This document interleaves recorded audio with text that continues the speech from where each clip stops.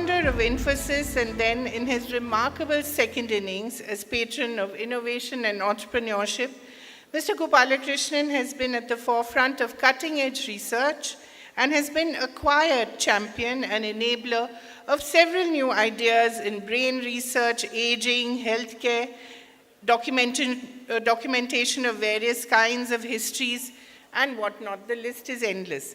Thank you, Mr. Gopalakrishnan, for being here. Please. It's a privilege and a pleasure to be here today at the Devi Awards. My warmest congratulations to all the Devi Award winners. Each of you represents the best of India: strength with compassion, excellence with humility, ambition with purpose.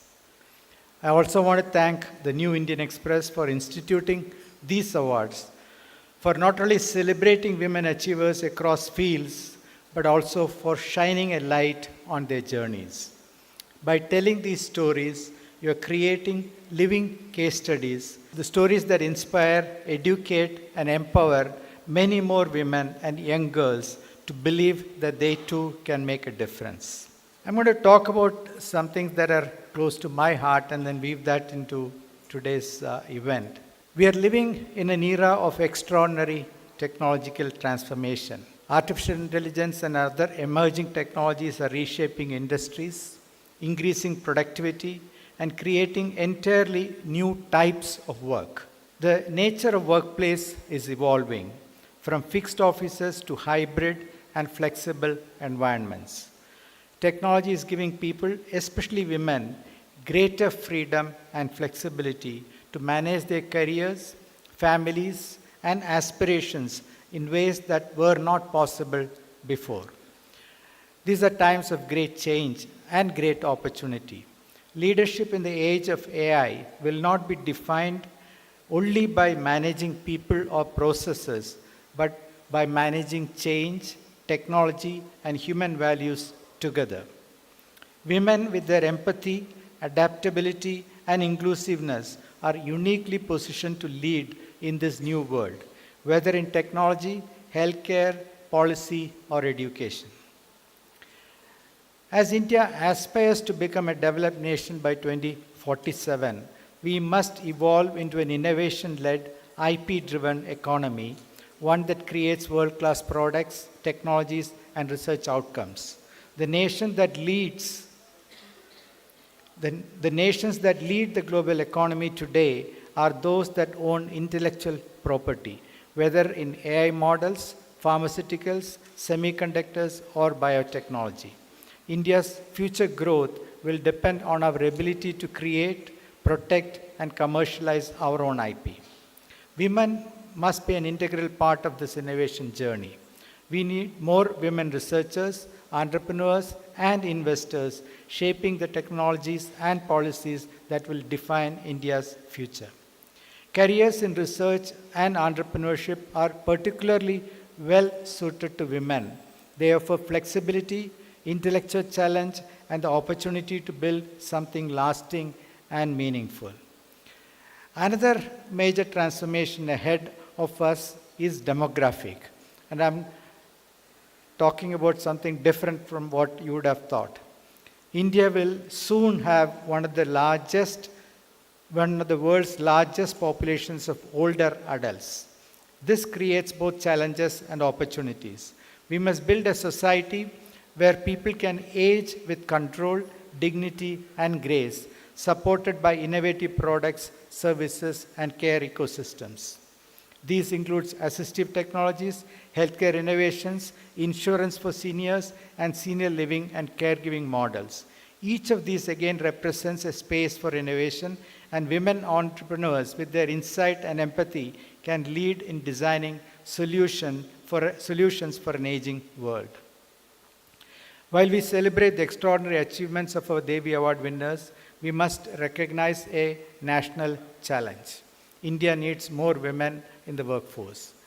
Women's economic participation is not just a question of fairness, it is a question of national strength and growth. Consider this. In China, nearly 60% of the women participate in the labor force, one of the highest rates in the world. Women there are a major driving force in manufacturing, technology, and entrepreneurship. Their contribution, I believe, has been a key factor in China's rapid economic rise. In contrast, India's female labor force participation rate remains below 30%. Increasing this number, even modestly, could add trillions of dollars to India's GDP over the next decade. The lesson is clear. If we want to achieve our vision of Viksit Bharat, we must create the conditions for women to work, lead, and thrive. To do this, we need safe, inclusive, and enabling workplaces where women can perform without fear or bias. Organizations must focus on flexible work options, career re-entry programs, childcare support, and most importantly, zero tolerance for harassment. These are not merely policies, these are investments in the nation's productivity and human capital. And here, the Devi Award winners play a crucial role. You are not only achievers, you are role models. You show young women everywhere that it's possible, that what is possible when courage meets opportunity. You inspire confidence that success can be achieved on one's own terms, with integrity and purpose. As AI and automation reshape our world, it's essential that human values remain at the center of progress. Technology is not destiny. It reflects the people who build and guide it. That's why it's vital for more women to participate in technology creation, to ensure that AI, data, and digital systems reflect diverse perspectives and are designed for human well-being, not just efficiency. The future of innovation must be human-centered, inclusive, and ethical, and women leaders are uniquely positioned to make that happen. The Devi Awards remind us that true progress is measured not only in GDP or growth rates, but in the lives transformed, the barriers broken, and the opportunities created. Each of you, the award winners, stands as a beacon of possibility. Your stories are the light that will guide the next generation of women from every part of India to dream bigger, aim higher, and step forward with courage. Congratulations once again to all the Devi Award winners and to the New Indian Express for making the celebration of women's leadership a continuing tradition of inspiration. Let's together build an India where every woman has the opportunity to realize her full potential in science and society, in business and governance, and where every woman can rise, shine, and lead. Thank you. The points you made about women, especially now with AI and technology, and how they lead with empathy, and perhaps that's the key to the future. Talk a little more about that. So, clearly, technology is a tool, and AI is also a tool only. It's human plus technology that needs to make a difference. And it can't be just results for results' sake. We need to make sure that results ultimately benefit the society. See, that's why empathy is extremely important. Knowing, so for example, AI is going to actually create job losses, right? Now, we cannot avoid it, but what can we do? We can make sure that we take care of the people who lose their jobs in a humane way. We give them time to maybe retrain, time to find another job, create maybe a social safety net for them. So there are many things that we can do, and that's why I believe that we need, that kind of a focus. And I think, women leaders will probably sense that better than men. That's why I said this. Plus, I think in India also, we don't need to follow the developed countries in what we do. We can do it differently. We can create a new model for the world. And that's why I wanted to talk about this. What is the kind of model that you're looking at? How do we create a society that takes care? I mean, traditionally we've had a society that takes care of its people, but that's changing. It is unfortunately changing. Yeah. And, it has to be rooted in our own value system. Yes. And, um, and this is where I feel India can lead the world and give a new model for the world. So, for example, affordable solutions, right? Clearly, if the solutions come from the West, it's not affordable. So, we did a study on what is affordable subscription for AI tools. And we came to the conclusion today, if you look at ChatGPT, etc., the subscription starts at $20 per month, right? But we felt that 50 rupees per month is something that's affordable for India, right? So every one of these things we have to talk about. With the numbers that we have, it will make economic sense, right? And it will also make economic sense when, the additional cost of one more copy is zero. So, Right. One of the things that you said about women's participation in the workforce, while the numbers are true, it is also a fact that a lot of the work that they do is invisible. For instance, the work they do on farms or the work they do, Pragati was talking about the work they do to help weavers, A lot of the work is invisible, unseen. How do we make sure that that's also accounted for and that's also seen as productive work, which it is? it is. And so we have to capture the actual effort and the actual cost. And we have to try and compensate. Yes. Right? So these are things that we need to create awareness first, create the economic model that will include these costs, and that means pricing has to be different. Yes. And I also believe that you don't need to be the lowest cost supplier, or you have to price it right. Right. And you have to make a profit on that. So these are things that we need to do. So if somebody creates a model, somebody creates an economic model and demonstrates that it is doable, then others will follow. Yeah. For instance, 30 years ago, we didn't even know of anything called the Human Development Index, but the fact that it came up, we understood the importance of education, healthcare. So we've seen that change happen in the economy. So I think India is perfectly poised to make a kind of model like this. Yes and no. See, the challenge is we are still a low-income country. Yeah. Right? With very high ambitions. Of course, ambition has to be high. Yeah. But with that ambition, we have to, that's again why I come back to, we have to create our own models. Yeah. And make that work, demonstrate that it's doable, we can make it happen, etc. So an example is, when India produced vaccine at $3 Yeah. per dose, whereas the vaccine from, let's say, the US or Europe was $30 per dose. We became the vaccine capital for the world. Right? So, and they're still making money at $3 per dose.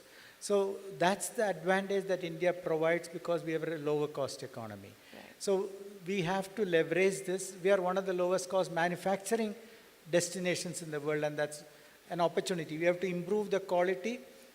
We have to aspire to be world class and, keep the cost. well, maintain the cost, right?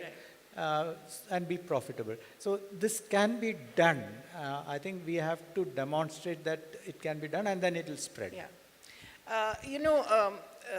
Kris is deeply involved in investing in brain research, both in IIT Madras and the Indian Institute of Science.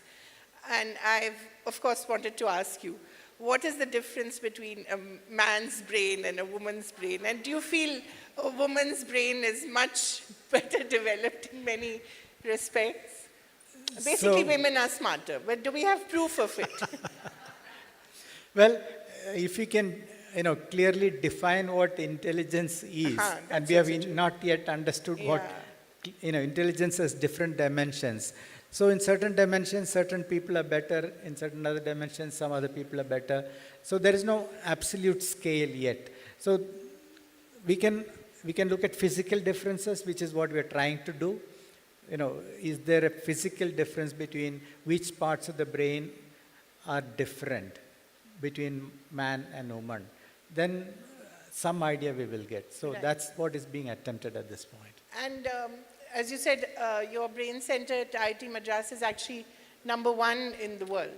Right. Some applause So for just, that, I think. A small publicity for them. Um, what they do is they get cadaver brains donated by people who pass away or their family, and at all age brackets, from fetal brain to adult brain to old age brain, diseased brain, etc. And they preserve it. They are able to slice it at 50 micron thickness. Our human hair is 100 micron. So 50 micron thickness. They had to develop the technology for doing that. How do you slice human tissue without spoiling it? An adult brain becomes 10,000 slices. They image each slice at 1 micron resolution. That's at the cellular resolution. The entire brain, first time in the world, the entire brain is imaged. That image is digitized onto a computer, and then they put it back together to create a 3D image of the human brain. And then they label it so that you can look at a particular region, how it develops from conception to death, and what happens when disease strikes, and what is the difference between, and now we can look at the cellular level, what is the difference between a man's brain and a woman's brain, etc. So the first time it was published, the editor flew down to India and made publicly a statement, it's there in the journal itself, that this is 10 times better than the nearest in the world at 1/10 the cost. Wow. Right? And the entire world has done 15 brains, they've already crossed 70 brains, and they will do 200 brains, and it will be the usage of this is surgeons will learn about human brain from this. So they can look at a normal brain, MRI image, they can look at this. So they will know how different this brain is, what areas to look at, etc. Better MRI machines can be created.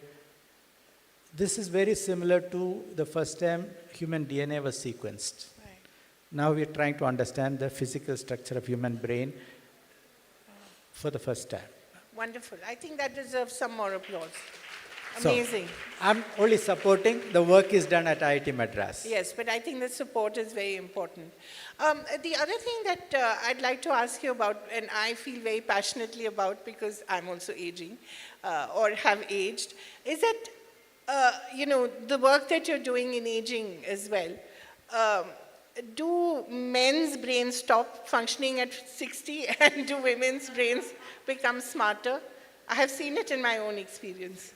But that's empirical experience. So, But there's something to do with women and aging. They're more resilient, aren't they? well, I really put him on the spot today. I can't answer Most that question. unscientific questions. I cannot answer that question because we need, we need Data. proof, we need data. So everybody is, intelligent differently. There is no absolute But the measure. idea that you stop being a functioning No, or that's not productive true. member of society. That's not true. That's what is important. That No, we need to the emphasize human that. brain is one organ which does not stop even after you die. Right. Now it's proven that at least for next 1 hour the brain is still, there are electrical signals seen in the human brain. Right. Oh. Right? So till you die, the brain is changing. Brain is evolving. Brain is capturing knowledge and storing it, etc. Right. So it's an amazing. So you can stop the heart. You Yeah. can take the heart out and put another heart. You can't, can't do do that with that. the brain. Yeah. You can't stop the brain. Yeah, You cannot stop the brain. right. So it's amazing. But you know, the more you get into these details, you also suddenly realize, one way you can calm the brain is meditation. Yeah, Right? It really calms the brain. Now, how did 10,000 years back people figure that out? yeah, With no instruments that we have today. right. Right? So these are things which we need to understand now. These are the mysteries of the world. Well, yeah, Yeah. that's what is fascinating about the brain. And I think the last one, yeah, last yeah, one. Yeah. So I already talked about we are going to become an aging Yeah. society in 30 years. We will have probably 50 million people afflicted with Alzheimer's or some form of dementia at that time.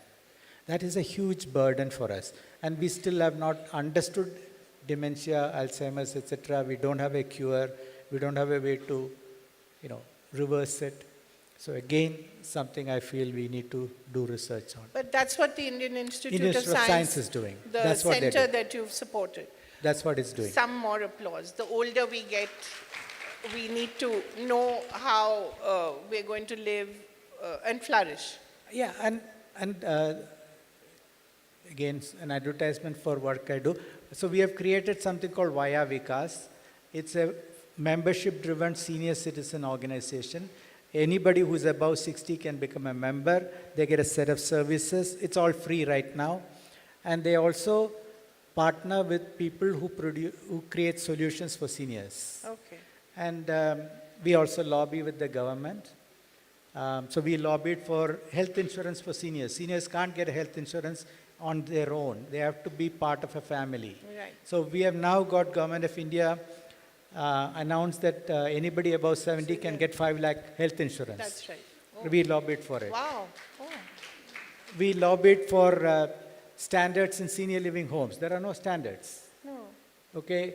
And senior living homes with assisted living has to be NABH accredited. Right.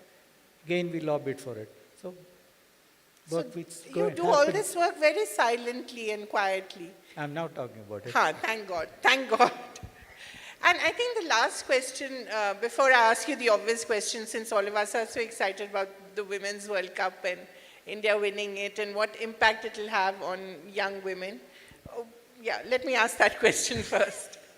No, I feel, cricket really took off when India won the World Cup, Yeah, right? 83. So women's cricket now will really take off. For the first time, I think the prize money is increasing dramatically. And it's all good. And I hope that other sports, forms of sports also will get Right. recognition like that. And we want young girls, women in all aspects of life. We Yeah. want. So this will encourage more women to take on sports as a career. We have Veda Krishnamurthy here, Yes. who's in Team India, so big cheer for you. You retired just a couple of months before the victory. You should have just stayed on a little more. Okay. Yeah, that's true. Great. Some applause for her as well. That's real sporting spirit. Kris, one last question. I've heard you talk about how India can take the lead in very specific research areas and become a leader there, and that's really the way forward. Could you talk just a little about that and why it's important? The reason why it's important is everything that we use from a product and technology space is foreign. The time you wake up, the brands that you consume, the technology that you use, everything is foreign. And we can't have a nation. I strongly believe that we can't become a developed nation which doesn't own its own science and technology innovations. So we have to do that. It will also require us to invest significantly more money in R&D. And then when you look at the future, because you don't you don't go after things where you're behind. You go after things which in the future will become relevant. So, for example, what is the next material that can become a semiconductor, or can be used for making computers and things like that. 2D materials is an example. Quantum computing is an example. If you pick areas that are emerging, then you are not behind, and you have an opportunity, hopefully, to lead that space. And that's why I took brain sciences. The entire world is investing in brain sciences, and I said we should also invest. And in one area, we have actually become number one in the world. So if you pick areas where we are not behind, we have an opportunity to win, some of them we will win. And 2D materials, quantum technology, in AI, we have to think about, so today, AI is brute force. It uses huge amount of compute power and electric power. So can we now find models which are sparse, which will consume less power, new materials which will consume less power? All of those things are opportunities. And of course, I think our continuing tradition of hand craftsmanship, of bespoke work, I think that's one area where we still are the best. And I think we have two people here who are working in that area, and they're testament to that.